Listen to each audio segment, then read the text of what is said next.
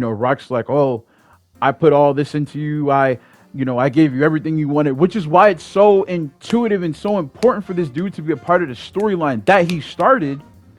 YouTube, welcome back to another video. It's your boy Fizz, the great one. Yes, you watching the video. Yes, Antonio, yeah, you, the guy who booked this. I mean, this shouldn't come to surprise. You booked the show.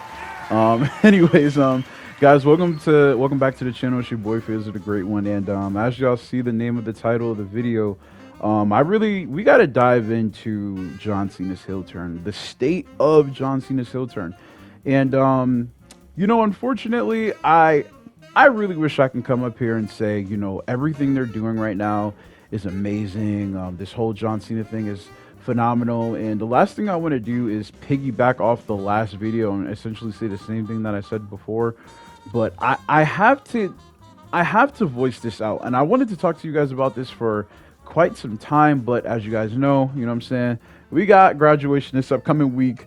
It's just been pretty busy. But now that things have simmered down, I feel like this is an even better time to talk to you guys about it instead of hot-shotting it as soon as it happens. So, we going old school with it. We got the notebook here today. It looks blank because the camera.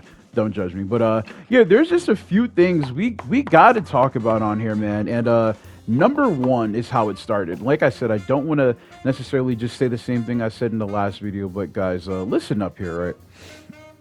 Rock shows up at Elimination Chamber after he gave Cody Rhodes 9 days or 8 days to decide if he wanted to sell his soul and be the corporate champion. Cody Rhodes obviously says no as Cena wins the Elimination Chamber. Rock gives Cena the throat slit, and we're off to the races as Cena turns heel. Cena made his first appearance on that Monday Night Raw when they were in, Brussels or something like that, when he shit on that kid or whatever. And, essentially what he had said was true. The fans turned on him. This is his chance. He was like, you guys get nothing.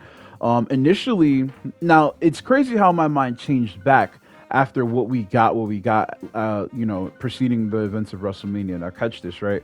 When Cena said, you guys get nothing, you don't get a new appearance, you don't get this because I didn't do anything wrong, I'm just being me. I love me a delusional heel, right? A heel who feels like he's not in the wrong.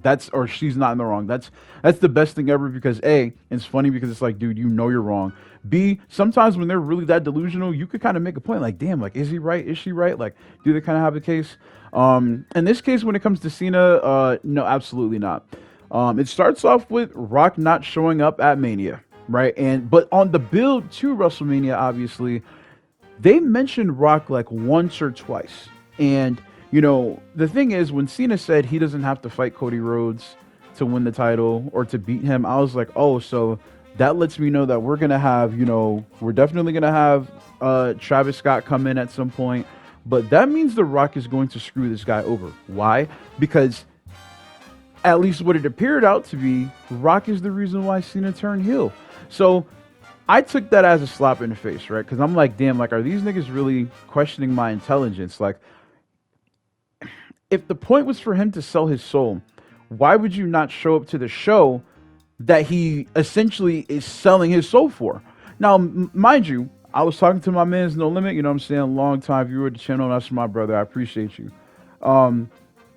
I tried to make sense of this on my own, right? And I shouldn't have to do this because you should be booking this in a way that I understand it when I'm watching it on television. Dude, I was saying, you know what? Cena didn't do the job yet. Maybe that's why The Rock doesn't want to endorse John Cena. Maybe that's why he hasn't been on the show. But then I remember back to last year for WrestleMania 40's build, this dude Rock, even if he wasn't showing up on the show, he was on Twitter or X, whatever you'd like to call it. He was on Twitter doing 19-minute promos, 20-minute, 15-minute, 10-minute promos online, social media. That was up to him. And when I was thinking about it, I was like, why is he not doing this now if this is the guy that he wants to be the corporate champion? And you were buddy-buddy with Cody Rhodes at the Raw Netflix premiere, and then it's like, I don't know, that just did not make a lot of sense to me. And it appears that this shit is essentially happening on the fly. John Cena's report, or the report from Dave Meltzer, was that John Cena made the decision to turn heel at Elimination Chamber instead of WrestleMania. Now, that's very interesting to me considering the fact that, if y'all remember, the segment was supposed to be in the middle of the show, then it got moved towards the end of the show. So letting that be the main event of the show, you already know something big's going to happen. Obviously, what big happened was John Cena turning heel. I can tell that it's off the fly because of all the merch that they clearly had planned for every city that Cena goes to. They have new merch for it. It just seems like the heel turn happened. It just happened like what 5 weeks too early, and it's crazy because like they had 6 weeks to build this match. John Cena had limited dates as is. He only showed up 3 times before WrestleMania. I don't count the go home show. That does not count when he showed him that he didn't need to fight him to win the title because the show was the next day. You're of course you're in Vegas, right? But this guy only has, if I'm not mistaken, 27 more dates or 26 more dates. Mind you, if you take out Backlash next week, that means it's either 25 or 26. I'm not entirely too sure on the amount of dates, but he doesn't have that much time. And the issue that I have with him not having that much time is that I feel like Triple H is not utilizing the time to book Cena in a way that we're maximizing his appearances. He said it himself.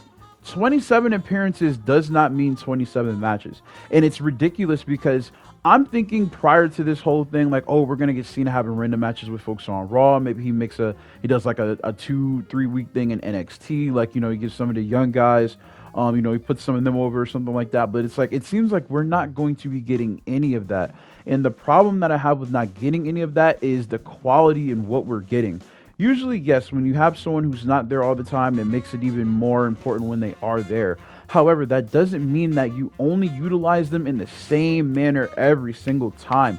He's been doing these promos, shitting on the fans for about 5 Raws and SmackDowns now. Like, it's getting old. And it's unfortunate because before, like I said, I was alluding to this previously, he said you guys get nothing. This is why he wasn't changing. Now, if I knew that Rock wasn't going to show up and be any part of this story, essentially, and that Cena could have did this on his own, oh, no, I'm sorry, but we do need a new appearance. Because I was thinking, like, okay, Rock is getting this guy to think, yo, you're John Cena. The hell you need to change for? At this point, since this is your last run and your first heel run, I think you can give us something a little bit different here, right? I just, I don't know. It's very odd to me. I don't know. I don't know who's going to be the one to take the title off him. You can make an argument that it should be someone who wins the Money in the Bank, or maybe Cody's just the last guy to beat him. I don't know if Cody's going to be his last opponent. We hadn't seen Cody Rhodes since WrestleMania. And outside of Cena winning the title at WrestleMania, is just I hadn't really been impressed by too much. Now, when Cena ripped Cody to shreds, I was very happy about that, right? Because I was like, thank you for letting John Cena be John Cena. I feel like these last few years, John Cena is way too fucking animated for what he does and who he is. Like, sometimes it's unfortunate because I'm like, damn, like these kids growing up, they don't know the John Cena that I know. Like, they're seeing this guy act like he's a goddamn fool. And it's annoying because, like, this is John fucking Cena, bro. 17-time world champion. You know what I'm saying? I might have took the title off him. But 17-time world champion. He's one of the biggest names, if not the biggest name in pro wrestling, bro. Like, especially right now that he's the WWE champion, he's the face of the company. And I just feel like we're not utilizing the face of the company to the best of our advantage that we can. You mean to tell me that Triple H can't have this guy change his outfits and do the vignette promos that everyone else does? Think about it. When they stopped doing Raw for 3 hours and Raw was on USA, I knew they were going to do this. What did they do? They started having vignette promos because having a full entrance, crowd reaction, you deserve it, chance like that takes time, right? So, of course, they weren't going to have these guys rolling out there and then having to roll out in like 2 minutes for a promo that really should take 3. What you can do in a 3-minute vignette versus what you can do in a 5-minute promo, like in front of the crowd, takes up too much time. So why haven't we gotten that from John? Why haven't we gotten any sort of explanation? Why haven't we gotten, we're just not getting anything out of Cena. And it's like, some might say, well, that's the point. He said he's going to ruin wrestling. He doesn't feel like you get anything. He said you get nothing, right? But ruining wrestling, you can ruin wrestling in storyline. You can ruin wrestling by just being an asshole. Honestly, you can ruin wrestling by having John Cena win the Money in the Bank. And he's be like, oh, nobody's cashing in on me. Then you get authority involved. You're like, Cena, unless you're going to cash in for that world title, you have to relinquish this. And since he's a heel, you know what I'm saying? Like, you're going to have some people cheering him, even though it doesn't make sense. Like, if he wins the match, he wins the match. But, like, you can do something, bro. Like, Cena should honestly have a different appearance. We should have got the I'm a Bad Man theme song from his old album from '05. or even if it's just a slowed down with the horns, or it's like a crazy instrumental from his already like goated theme song, but they just like change it up a little bit. He should be going out there wearing a black leather jacket with the all black with like, I don't know, some Chelsea boots, some, I don't know. He should look like how he looks in the Fast and Furious movies right now. And it's like the fact that we're not getting any of that just really infuriates me, because I'm like, dude, this is John fucking Cena, bro. Like, what are we doing? You know what I mean? Like, we're having the feud with Orton. Orton's probably gonna lose. Now, I don't know if they're gonna have this be a multi-match sort of thing, but when you look at the dates, they don't have time. They don't have time. And not having time scares me, because it's like, if you don't have time, then it's like, is he gonna be a heel the rest of the run? Is he gonna turn babyface? I was thinking he'll turn back babyface when Rock gets upset. Say Cena loses the title at SummerSlam to Cody Rhodes, right? And Rock's like, oh, I put all this into you. I gave you everything you wanted, which is why it's so intuitive and so important for this dude to be a part of the storyline that he started. You can't do that. You can't have Rock be like, oh, I gave you everything you wanted. I gave you the cars. I gave you the spotlight. I gave you this. Why? Because he's not a part of the goddamn storyline. So him not being a part of the storyline means Cena has to essentially do this on his own. I'm thinking Cena loses the title at SummerSlam to Cody Rhodes. The Rock is either ringside, or maybe he comes out when the match is over. And, like, he's looking at him crazy. He's like, talk to him. He's like, oh, the final boss, all this other bullshit. And then Cena just gives him an attitude adjustment. And we're back. I mean, no one's really booing Cena for real. But, like, we're back to cheering him as a babyface. And unfortunately, that's just not what we're going to get.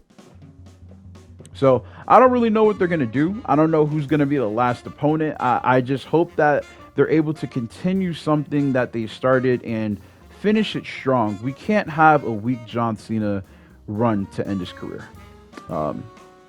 Yeah, that was a bad rant. I'm sorry. I felt like I just shitted on this whole thing, but I'm passionate about this. John Cena is my favorite wrestler. This is the reason why I have this title. I mean, like, come on now. Like, now, yes, Jeff Hardy did have this title. He made it look right as well. But I mean, Cena is the reason why this title spins in the first place. John Cena is my favorite wrestler. That's what we're here for. Me and Antonio went to Vegas to see Cena win 17, in which he did. Thank God, right? But yeah, guys, that's all I wanted to talk to you guys about today. Thank you. If you got to this point in the video, I appreciate you to the fullest, man. Once again, if you like the video, man, like, comment, subscribe. We got some more content coming out. It's your boy Faisal, the Great One, and I'm out, bro.